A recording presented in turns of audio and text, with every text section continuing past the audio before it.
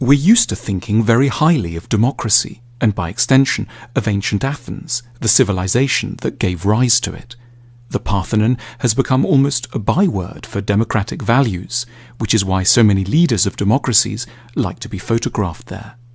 It's therefore very striking to discover that one of ancient Greece's greatest achievements, philosophy, was highly suspicious of its other achievement, democracy. The founding father of Greek philosophy, Socrates, is portrayed in the dialogues of Plato as hugely pessimistic about the whole business of democracy.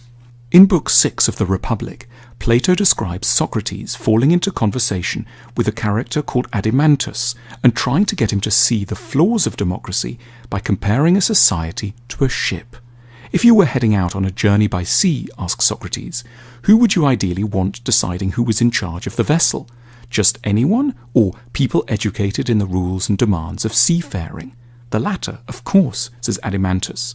So why then, responds Socrates, do we keep thinking that any old person should be fit to judge who should be the ruler of a country? Socrates' point is that voting in an election is a skill, not a random intuition. And like any skill, it needs to be taught systematically to people.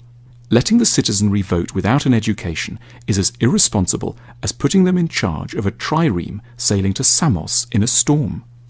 Socrates was to have first-hand catastrophic experience of the foolishness of voters. In 399 BC, the philosopher was put on trial on trumped-up charges of corrupting the youth of Athens.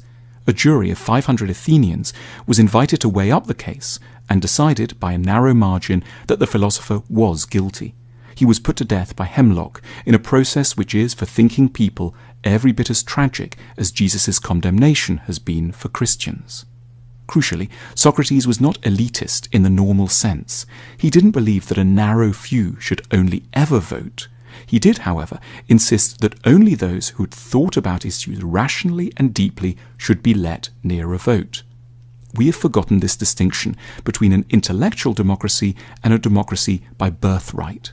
We have given the vote to all without connecting it to wisdom.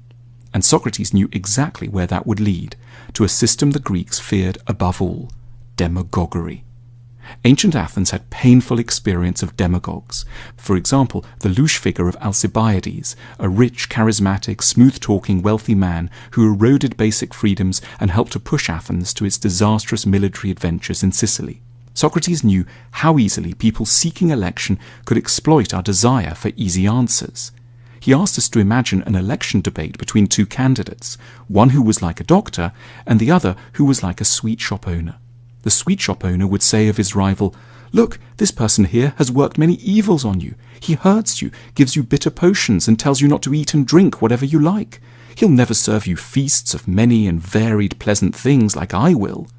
Socrates asks us to consider the audience's response. Do you think the doctor would be able to reply effectively? The true answer, "I cause you trouble and go against your desires in order to help you," would cause an uproar among the voters, don't you think? We have forgotten all about Socrates' salient warnings against democracy. We have preferred to think of democracy as an unambiguous good rather than as something that is only ever as effective as the education system that surrounds it. As a result, we have elected many sweet shop owners and very few doctors.